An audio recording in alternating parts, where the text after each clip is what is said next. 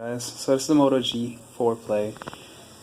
So who's this phone targeted at? We had the Moto G4, we had the Moto G4 Plus. This is the Moto G4 Play. So this is running the Snapdragon 410, 8 megapixel camera in the back. As you can see, this is pretty bare bones here because there is no laser autofocus, no phase detection autofocus, nothing, none of that. No OIS. Kind of just an 8 megapixel camera, 2.2 aperture with not a dual tone flash, but just a regular LED flash. You got a microphone right there. Got your micro USB, so of course no USB Type C. We got a 5-inch 720p display, 5 megapixel front camera. I would assume also a 2.2 aperture on that as well. Dimple right here. The back does come off with a 2800 milliamp battery. Battery lasted me the whole day yesterday. Got about 5 hours screen on time, which is pretty good for me. My phones usually average about an hour and a half to 3 hours. That's like the Moto X, that's the S7 Edge, even the Nexus 6P. I did get 4 hours with the Nexus 6P once, got 4 hours with the Moto X one time, and of course the Moto Z4 gets around 4 hours.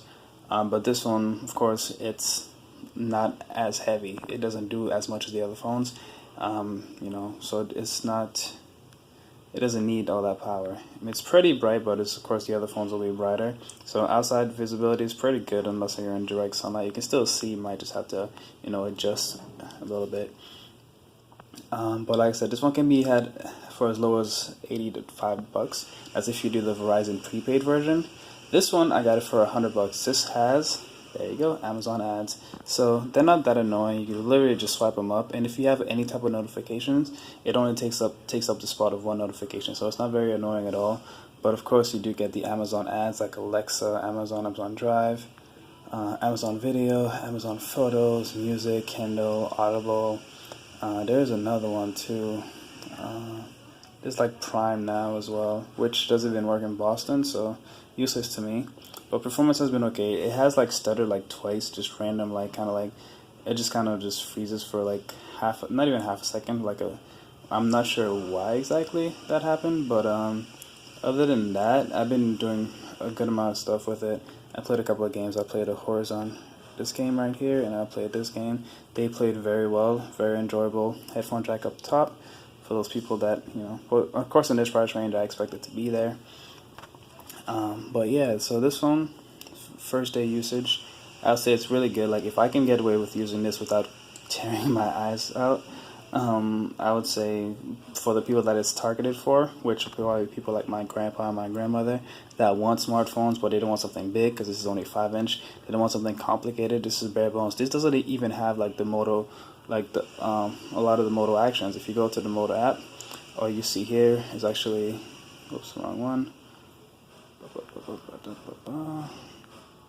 But all you'll actually see is this Moto Actions, which swipe up the shrink screen, which I'm not sure why you would need this on a phone this small, but if you're a new user, then maybe.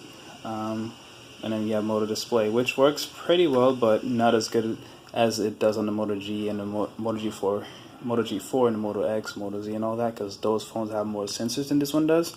So no flash, no gesture for the camera, but you can do double tap the home button for that, and that works pretty well. And of course on the camera too, there's no like manual gestures. You can see you just have 1080p 30 frames and 720p and VGA. Yeah, panorama and video. So no slow motion, I don't think. Video, yeah, so no slow motion. So bare bones.